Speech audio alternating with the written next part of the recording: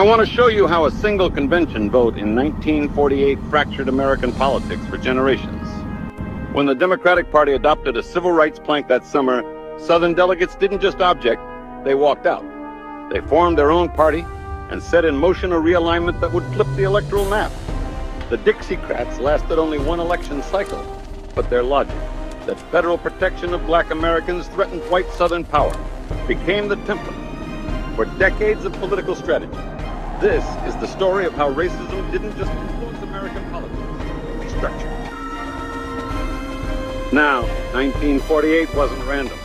After World War II, black veterans returned home expecting the democracy they'd fought for abroad and found Jim Crow waiting. The NAACP, emboldened by wartime service and northern migration, pushed hard on Truman. He responded with a 10-point civil rights agenda. Desegregate the armed forces, pass federal anti-lynching legislation, abolish poll taxes. For a Democratic Party that had relied on the solid South since Reconstruction, this was a calculated risk. Truman signed Executive Order 9981 in July 1948, mandating military desegregation. Southern Democrats saw it clearly. The National Party was choosing black voters in northern cities over white supremacy in the South. That calculation would cost them immediately. But Truman believed it was the right move, and the politics followed the principle. At the 1948 Democratic National Convention in Philadelphia, Minneapolis Mayor Hubert Humphrey gave a speech that forced the issue. The time has arrived for the Democratic Party to get out of the shadow of states' rights and walk forthrightly into the bright sunshine of human rights. The convention floor erupted. Northern liberals cheered. Southern delegates fumed. When the vote came, the convention adopted the strongest civil rights plank in party history, and 35 Southern delegates walked out in protest. This wasn't symbolic. Alabama's entire delegation left the hall. Mississippi's followed. They weren't bluffing, and they weren't coming back. Within days, they'd call a separate convention in Birmingham. On July 17, 1948, in Birmingham, Alabama, the state's rights Democratic Party, quickly nicknamed the Dixiecrats, held its founding convention. They nominated South Carolina Governor Strom Thurmond for president and Mississippi Governor Fielding Wright for vice president. The platform was blunt: preserve racial segregation, resist federal interference in local affairs, and block any civil rights enforcement. All the laws of Washington and all the bayonets of the army cannot force the Negro into our homes, our schools, our churches. What they stood for wasn't states' rights in the abstract. It was the right of states to maintain white supremacy through law and violence. They opposed Truman's anti-lynching bill because lynching enforced the racial hierarchy. They opposed desegregation because integrated schools threatened white social control. The rhetoric was constitutional. The motive was entirely racial. On November 2nd, 1948, the Dixiecrats won 4 states: South Carolina, Mississippi, Alabama, and Louisiana, 39 electoral votes total. Their strategy wasn't to win the presidency outright. It was to deny Truman or Republican Thomas Dewey an electoral college majority. They failed. Truman won anyway, defying every poll. But the electoral map told the real story. For the first time since Reconstruction ended in 1877, the Solid South had cracked along explicitly racial lines.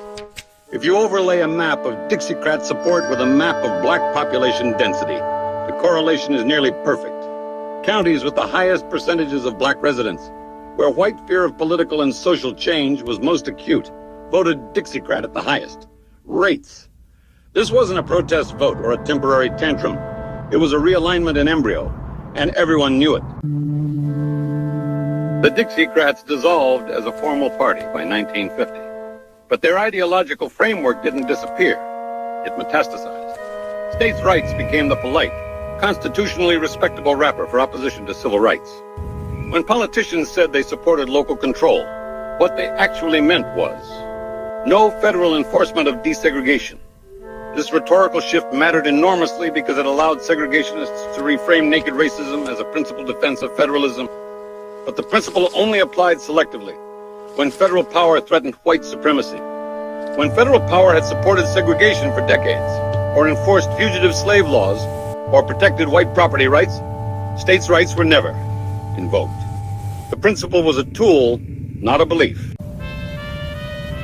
After the Supreme Court's Brown v. Board decision in 1954 declared school segregation unconstitutional, Southern states launched massive resistance. Virginia's Prince Edward County closed its entire public school system for 5 years rather than integrate. White citizens' councils formed across the South to enforce economic boycotts and social ostracism against anyone who supported civil rights. When President Eisenhower sent federal troops to escort the Little Rock Nine into Central High School in 1957, the message was unmistakable. The segregation would require federal force, and Southern states would resist that force. Then came 1964. Congress passed the Civil Rights Act, and Arizona Senator Barry Goldwater, who opposed it on ostensibly constitutional grounds, not racial ones, 1-5. Deep South states, Louisiana, Mississippi, Alabama, Georgia, and South Carolina. Look at that map. The same states, the same white voters, the same underlying logic as 1948. Goldwater wasn't a Dixiecrat and didn't use their rhetoric, but his voters absolutely were former Dixiecrat voters. So did those Southerners become Republicans? Yes, but not overnight and not all at once. Voters shifted first, starting in presidential elections in the 1960s and 70s. Office holders took much longer. George Wallace ran as a segregationist independent in 1968 and won 5 Southern states: Arkansas, Louisiana, Mississippi, Alabama, Georgia. Richard Nixon adopted the Southern strategy using carefully coded language: law and order, busing, welfare, crime.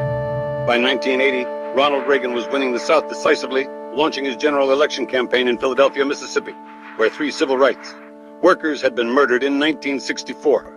By 1994, Newt Gingrich's Republican Revolution gave the GOP control of Southern congressional delegations for the first time since Reconstruction. Now, some people argue the South flipped because of economics, industrialization, rising incomes, free market ideology. Others point to religion, the rise of the Christian right, and evangelical political mobilization. But decades of political science research tell a different, clearer story. Racial attitudes are the strongest and most consistent predictor. Counties with higher black populations realigned to the GOP faster.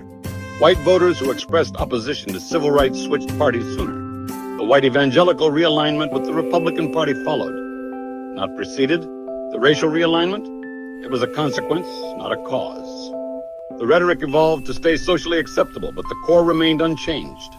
States' rights in 1948 became busing in neighborhood schools in the 1970s. Segregation became law and order and crime in the 1980s. While white Southerners moved steadily rightward, black Southerners moved decisively into the Democratic coalition, especially after the Voting Rights Act of 1965. Black voter registration in Mississippi jumped from 6% in 1964 to 60% by 1968. Across the South, newly enfranchised black voters became the Democratic base. By the 1990s, the South had 2 distinct parallel political communities, one overwhelmingly Republican and white, the other overwhelmingly Democratic and black, often living in the same states, sometimes in the same counties, but occupying entirely different political universes. Today, the language has evolved yet again, but the underlying structure persists. Election integrity and voter ID replace poll taxes and literacy tests. Parental rights and curriculum bans replace segregation academies and freedom of choice plans. Tough on crime replaces explicit racial rhetoric but produces the same disparate outcomes. The tactics are subtler, the rhetoric more sanitized, but the goal, limiting black political power and maintaining racial hierarchy, remains legible if you know the history. So here's what happened. In 1948, the Democratic Party chose civil rights over the Solid South, and white Southern Democrats chose segregation over their party. That choice didn't end in 1948. It echoed and amplified through Goldwater in 64, Nixon in 68 and 72, Reagan in 80 and 84, and into the politics we live with today. The Dixiecrats proved that a major political party, or a new one, could be built on racial backlash, and that lesson was learned, refined, and repeated. The party names changed, the rhetoric softened and coded itself, but the realignment they detonated is still the foundation of our political geography. I'm asking you, if states' rights meant preserving segregation in 1948, how do we recognize and name its modern echoes today? If states' rights meant preserving segregation then, how do we spot its modern echoes today? Subscribe for more deep dives into the systems and structures that shape our politics, and share this video to keep this history alive and in the conversation. Understanding where we've been is the only way to see clearly where we're going and where we need to go next.